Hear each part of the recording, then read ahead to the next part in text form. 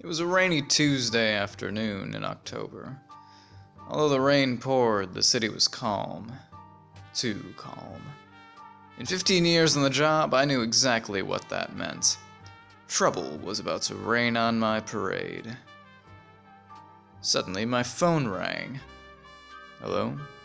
I said into the phone. "Come quickly! My entire selection of Chagall artwork had been stolen!"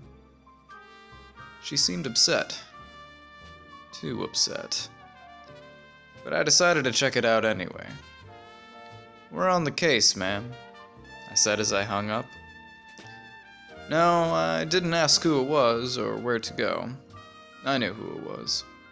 It was a dear friend of mine, Lynn. She had been slowly amassing a collection of Marc Chagall artwork over the years. Her collection ranged from his famous biblical prints to his white crucifixion. Unfortunately, Lynn was to bad news what apple pie was to America. She always seemed to have it. I went to get my team. Deborah, Nancy, we have a case. I knew we had a case. I had known for a while now, since he had called us both earlier. It was his friend Lynn. Chagall's had been stolen. It's my friend Lynn.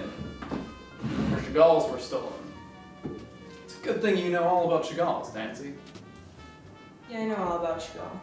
I know he was born to a Jewish Hasidic family in Belarus, then went over to France to develop his artistic style.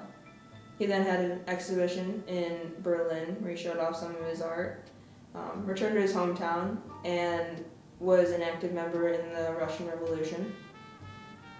He then went back to Germany and discovered that all of his artwork was missing. It was then in Germany that he was commissioned to do the etchings, which would be the focus of art investigation. While in Germany, while he was working on his etchings, it was during World War II, and that as a result of his Jewish upbringing, he was persecuted and had to seek refuge in New York, where he continued his etchings. He then returned to his hometown, where much of his hometown was destroyed as a result of World War II, which was very hard on him and contributed to the sad motifs throughout his work. Did you know that Marc Chagall died at the age of 98 years old? You must have been doing something right.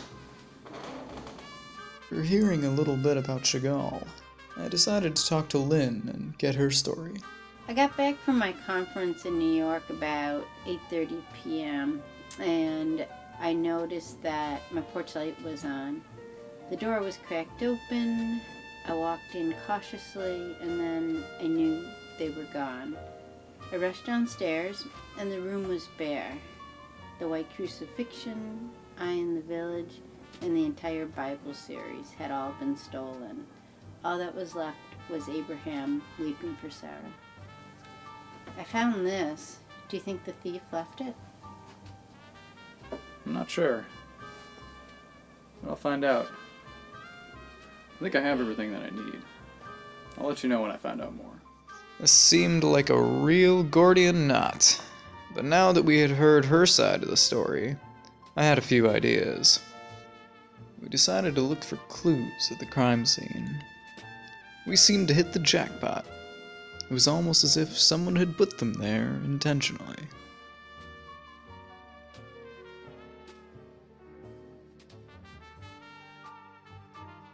The three of us went over the clues. So what do you guys think of these? This watch reminds me of the time that Marc Chagall spent in Paris. You know, this shoe reminds me of his soul mate, Bella, his first wife. And this pen here reminds me of the influence Scripture had on Chagall's work. I thought it'd be best to go over the works stolen. They were important works of art, after all. I spread them out and asked Nancy and Deborah about them. When I look at this etching, and given the story of Abraham and Sarah, I can't help but to think of Chagall and his own true love, Bella Rosenfeld, his first wife. When she suddenly died in 1944, Chagall sank into a deep depression and could no longer create the voluminous and bright art he had created before he lost her. Bella had inspired many works of Chagall's. Besides religion, love was an important theme for the artist. Chagall once said, "In our life there is a single color, as on an artist's palette, which provides the meaning of life and art. It is the color of love." This etching of Abraham crying over the body of his dear Sarah is a great example of where Chagall's thematic realms of religion and love intersect to make something beautiful. So why, exactly, was this the only piece that wasn't stolen? This etching of the burning bush is particularly interesting. Chagall always used the Hebrew Elohim to signify God's presence in his paintings. This is because in Jewish practice, images of God are prohibited. This was another nod to his roots. I know I will have this one burned into the back of my mind for a while. The Crossing of the Red Sea, an inspiring piece depicting the story of Exodus, recounting the Jewish people's passage from bondage to freedom. The persecution the Jews were facing at the time provides evidence of why Chagall may have chosen this story to include in his biblical series. The Israelites were enslaved by the Egyptians, and after the 10 plagues, the Pharaoh decided to let them go free, but then changed his mind. The Israelites came across the Red Sea and thought they were trapped, but God split the Red Sea and let them pass, and closed the water upon the Egyptian army that was pursuing them. World War II was a dark time in history for the Jewish people. By depicting the Israelites' journey towards freedom, he is using the Bible narratives as a universal muse. Certainly a piece that many people would want to get their hands on. The White Crucifixion, one of Chagall's most well-known pieces. Normally this kind of piece is very obviously Christian, but Chagall put his own twist on the theme. He puts a synagogue in the background, being burned by a soldier, who used to have a swastika on his armband before Chagall removed it. He clothed Jesus in a tallit, a Jewish prayer cloth, and a Torah is displayed in the foreground. Chagall even put Ich bin Jude above Jesus' head to remind people of Jesus' Jewish background, but again, Chagall later removed it.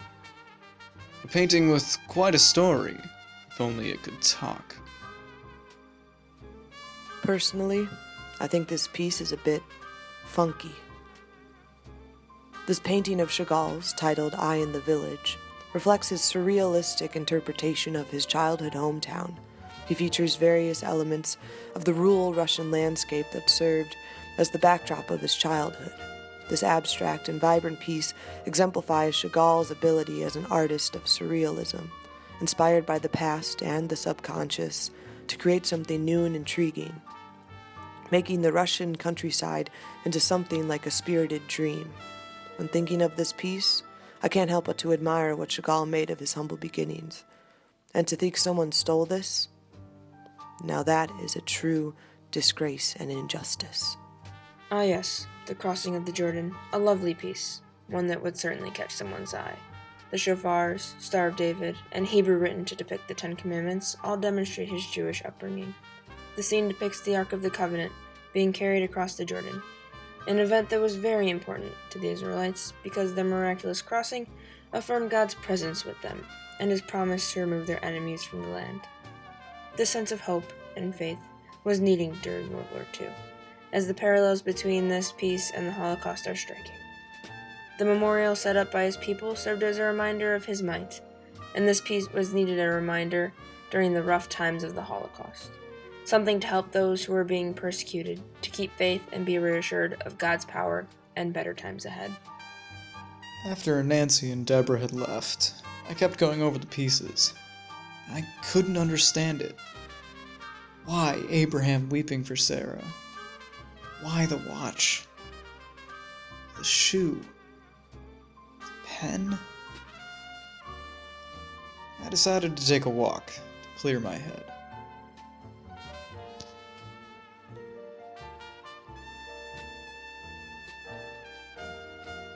This case puzzled me. I felt completely lost, and the map I found was no help.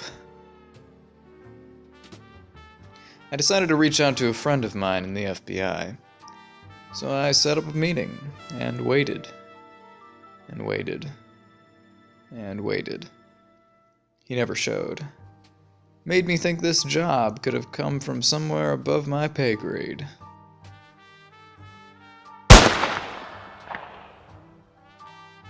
Sometimes, the case gets away from you. Sometimes the case gets out of hand. But this time, the case got me. Suppose I'll never know who took those paintings.